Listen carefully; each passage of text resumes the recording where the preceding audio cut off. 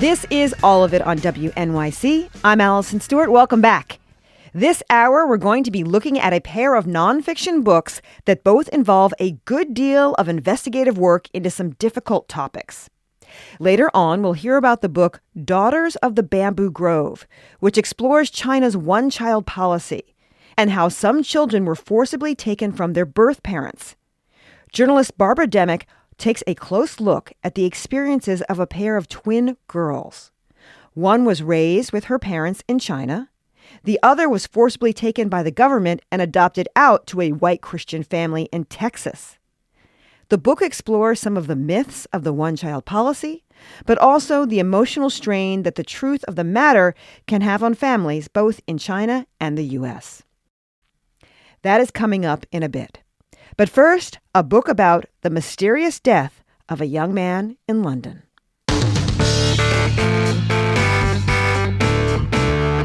On November 29th, 2019, in that period between late night and early morning, a young man named Zach Bretler jumped to his death from the balcony of a London high-rise. Though Zach's death initially appeared to be a suicide, it became clear that he'd become involved with dangerous forces in London's underworld. Journalist Radden Keefe decided to investigate what happened in his book, London Falling, A Mysterious Death in a Gilded City and a Family's Search for the Truth. Through his reporting, Keefe learns that Zach had been lying, claiming to be the son of a very wealthy Russian oligarch, when really he was born and raised in London, the son of Rochelle Bretler, a journalist, and Matthew Bretler, a finance executive. Zach's lies got him in over his head, ensnared with dangerous criminals who wouldn't flinch before committing violence to get what they want, which was money. So did Zach jump to end his life? Or did he jump to escape a murderer? I started by asking Radden Keefe how he first heard about this story.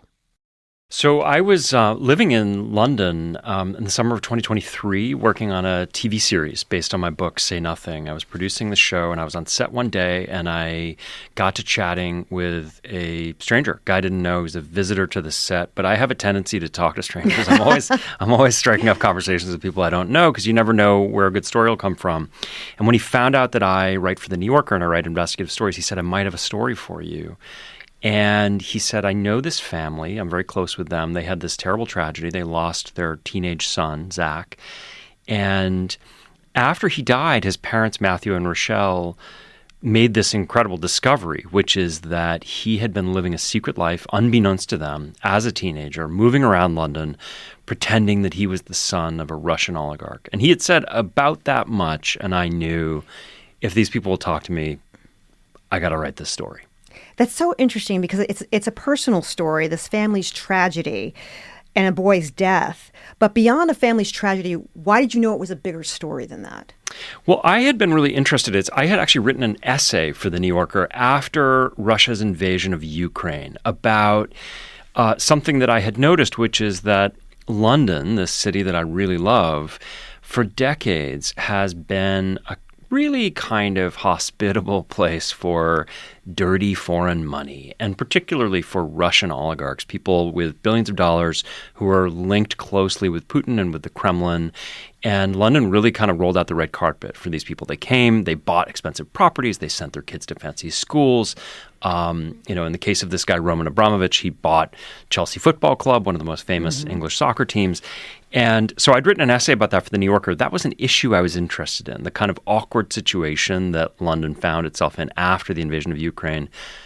But when I do the longer pieces for The New Yorker, and certainly the books, I don't tend to want to tell a story from 30,000 feet. I want to tell it from the ground level as a drama about real people, about human beings. I need characters. And so this felt like a way into these larger issues about the way in which money can corrupt a city, but through the lens of the very intimate story of this one family. I was going to ask you about your approach because you're obviously a journalist, but you're a father as well. This is an emotional story about parents losing a child. I can't think of anything more emotional than that.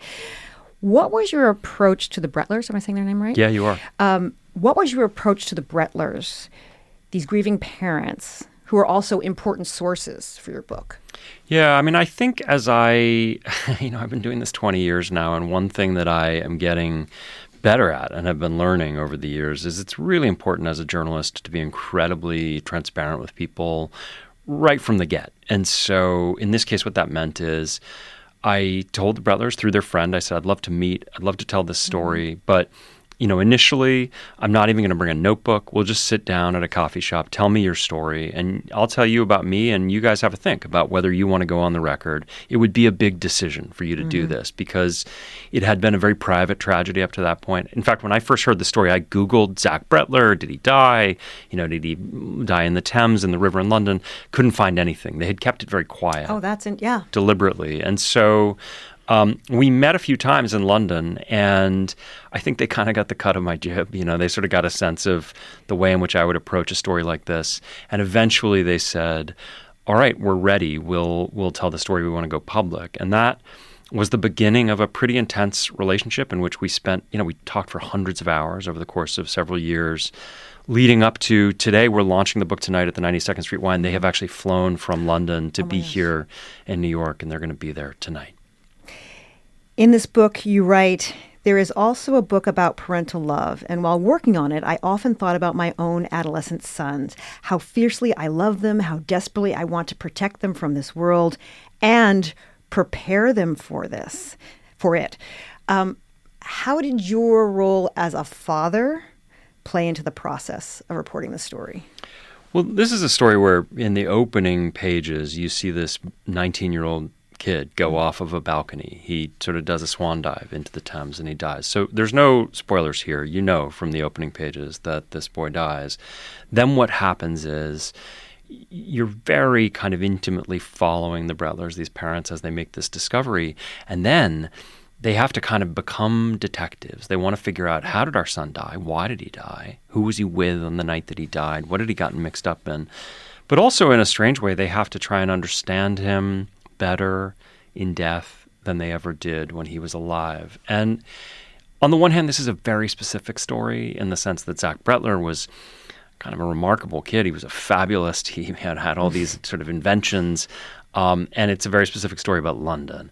On the other hand, there were elements of this that I related to as a parent. I think that you would have done the same thing? Well, I mean, I think that adolescence is a tricky thing. I think that you as a parent of a young child, you sort of feel like they're clay and you can mold them and you can turn them into whoever you want them to be. And then adolescence comes along. We were talking before this started about our kids. And you start getting surprised and you start sort of wondering, God, where did that come from? And you realize that there's all these sort of stimuli that you can't control. Yeah. And then on top of that, if the kid has a phone, it's a completely different thing where they're sitting there on the couch right across from you. You think you got your eye on them, but actually they're miles away and they're with people that you don't know. This book is not, I wouldn't say that this book it's not a moral panic book about phones and social media, but Zach Bretler was born in the year 2000. It would be impossible to tell the story of his life and not think about the role that social media had in kind of, for a kid who had a little trouble drawing the line between reality and fantasy. If you're on Instagram all day, it doesn't help. My guest is journalist Patrick Radden Keefe. His new book is titled London Falling, A Mysterious Death in a Gilded City and a Family Search for the Truth. How did members of Zach's family describe what he was like? So as a young child, starting really young, he was quirky, he was exuberant, he was unpredictable, he had a way with repartee. So there's a funny story that a cousin told me about being at some family party when Zach was about 5 years old. And there was some older girl and she had some piece of reading material and she passed it to him and she said, Zach, can you read this? And without skipping a beat, he said, no, I don't have my glasses.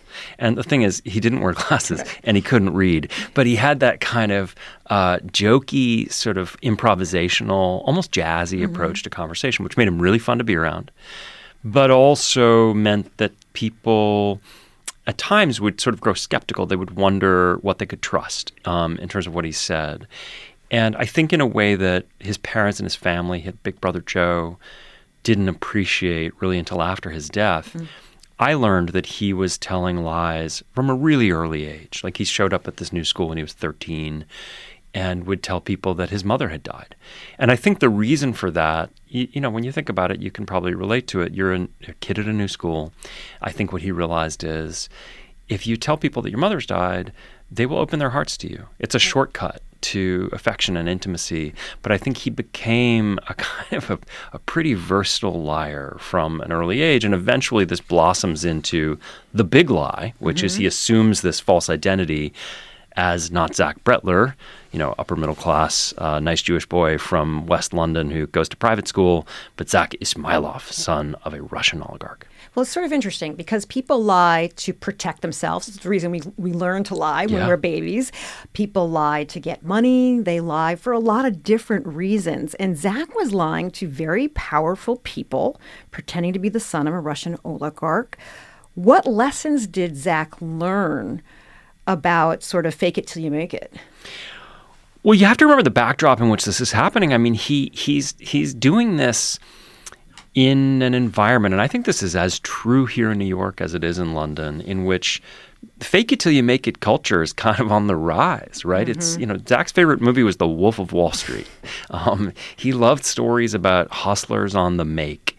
He loved the idea of, the kind of get rich quick scheme, people who want it all and they want it now. And I have to say, it's not totally crazy to think that as a child of this century in one of these big global capitals, he thought this is the way to get ahead. There are all kinds of role models or people you could look at who've achieved great success in this country and that one through basically lying and being kind of con artists, right? And they actually make it work for them. When did his parents realize that perhaps something was going on with Zach? Well, they knew that there were issues by the time he was 16, 17 years old. He like I said, this was a comfortable family. His father worked in finance. Mother's a freelance journalist. They lived in a nice big apartment in a very well-off part of London.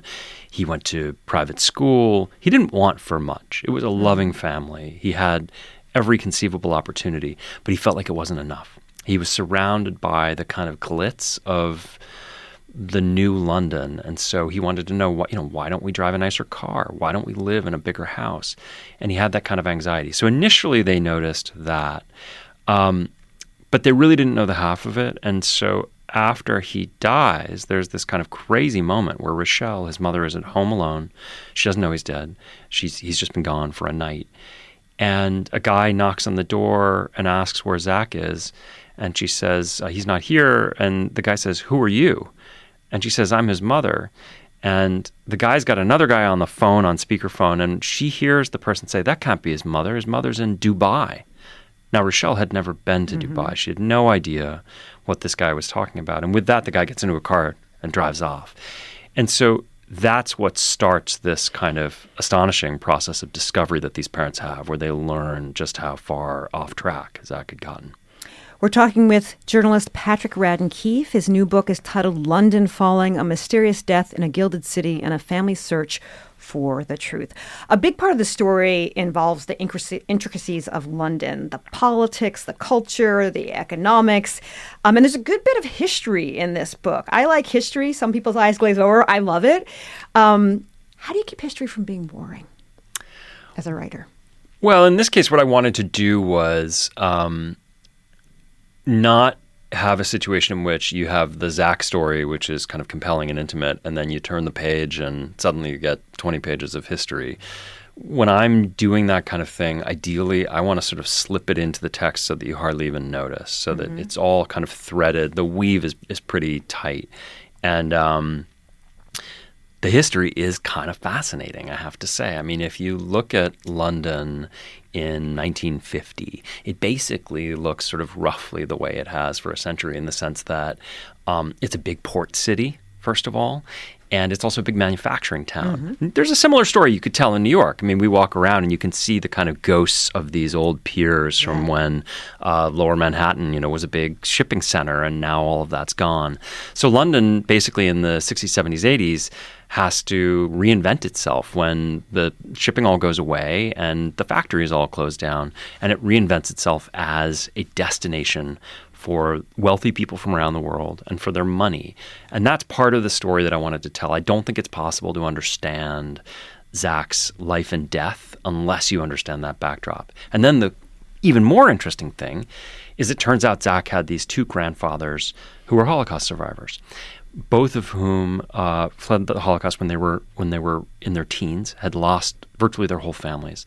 So they arrive in England alone in their teens and have to reinvent themselves. And so it becomes this kind of story of these echoing reinventions. Zach Brettler reinventing himself as the son of a Russian oligarch, London reinventing itself as a financial capital, Zach's grandfathers reinventing themselves in the 1940s as these young English men who've managed to escape the Holocaust, but in the process have lost their whole families. A lot of your writing deals with how money can corrupt people, Empire of Pain, this book.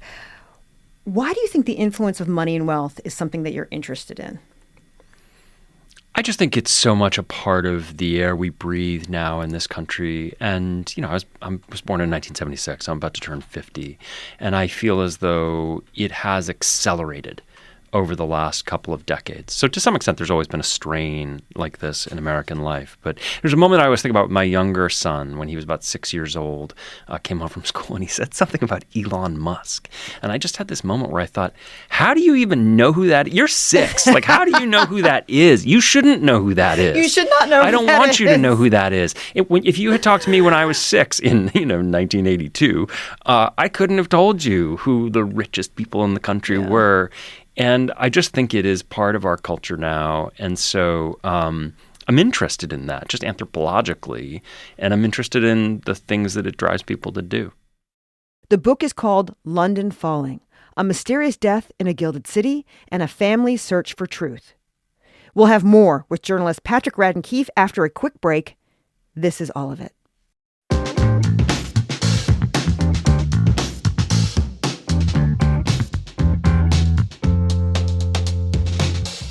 This is All of It on WNYC. I'm Allison Stewart. We return to our conversation with journalist Patrick Radden Keefe. His new book is called London Falling, A Mysterious Death in a Gilded City and a Family's Search for Truth. It's about the death of a young man named Zach, who lied about his identity to get in with a group of members from London's Underworld. So let's get back into it. Zach died falling from a high-rise balcony. I asked Patrick Radden Keefe to explain how that building itself was an important piece of the puzzle.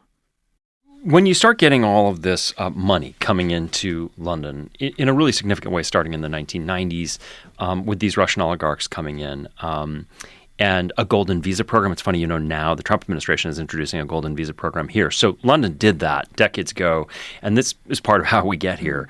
All these people come in, they want to buy real estate in London. You get these kind of glossy buildings that go up alongside the Thames. But one of the bizarre things is that a lot of these foreigners who buy these places don't then live in them. So you have this kind of strange thing in London where in these really nice neighborhoods, after dark, all of the buildings are dark because nobody's actually staying there. This is one of those buildings. It's a building that goes up in 2016. It's called Riverwalk. It's a kind of luxury apartment tower overlooking the river. It's directly opposite MI6. And Zach Brettler ends up befriending a guy. What his parents knew about this guy was that his name was Verinder Sharma. They believed that he was a rubber tycoon. Zach said, he works at Pirelli Rubber, and he lives in this luxury apartment, and I'm going to go. He went to stay there with him for a couple of months over one summer. And that building becomes really significant because it is from that balcony that Zach ends up dying. And in fact, that guy, Verinder Sharma, was in the apartment along with another guy with him on the night that he died. Verinder Sharma turned out to be a fairly dangerous man. Yeah, he wasn't a rubber tycoon, no. It turns out. So after Zach's death, Matthew and Rochelle end up talking to Verinder Sharma. And initially, he kind of held himself out as this mentor figure. He said they didn't know he was dead at that point. He just said Zach had come and stayed with me, and then he went missing. He must have left in the night. They didn't know he'd gone off the balcony. And he said, we're going to try and get him. And they thought, what a nice guy trying to help out. And then gradually, as they delved into it, what they learned is that he was no rubber tycoon. He actually was a fairly notorious gangster and extortionist who had a kind of a gangland nickname in London. He was better known, not Verinder Sharma, not by the name Verinder Sharma, but as Indian Dave. And then there's another man. We don't give away too much, but there's a man who goes by the name Akbar Shamji. Shamji? Yep. How did he present himself to Zach? So actually, the way Zach met Verinder Sharma was through Akbar Shamji. The first guy that he meets is this guy, Akbar Shamji, who was this kind of glamorous, he was an older guy, he's in his 40s. He had gone to Cambridge University. He'd grown up in a wealthy family. He lived in Mayfair, which is a very kind of posh area in London. And in fact, he lived on Mount Street, which is like the Rodeo Drive of Mayfair. It's just extremely, almost ridiculously fancy place to live. And he kind of seemed like an international playboy businessman. And he and Zach became friends because he believed that Zach was the son of a Russian oligarch who was about to inherit hundreds of millions of dollars and wanted to maybe invest in his projects. So this is a kind of an interesting story in the sense that Zach is he's pretending to be something he's not. But so are these two other guys. Akbar Shamji turns out not to be who he seemed, and Verinder Sharma is the same. I went on LinkedIn yesterday to look up Akbar Shamji. He's still there. Is he? As of this conversation. This conversation, as of your book coming out. You originally wrote this as a story for The New Yorker. Have you heard from him? I communicated quite a lot with him as I was working on the New Yorker story. He wouldn't meet with me. He wouldn't talk to me on the phone. He wouldn't even tell me what country he was in. He's a very evasive guy. But we did email a lot when I was working on that story. And then he hired a lawyer and towards the end of the magazine article process. And then after the piece came out, never spoke to me again, wouldn't talk to me, wouldn't respond to fact-checking queries. So I don't know where in the world he is, but we did give him really ample opportunity to respond to everything that's in the book, and he chose not to. When you're investigating a story like this, is it difficult to get people to talk to you? Yeah. I mean, that's a kind of pretty standard feature of the work I've done over the years. Often I'm writing about, in some cases, people who are dead or people who aren't able to talk to me for one reason or another. Sometimes people who are in prison. Sometimes people who could talk to me but really don't want to, or, as with the Sackler family, who are threatening to sue me. So the fact that Akbar Shamji wouldn't talk to me, it didn't mean I wasn't going to write the book. I was going to keep going. And obviously, I always give people the opportunity. I'd love to talk to anybody who will talk with me. But what I tell people is, the train is leaving the station. Yeah.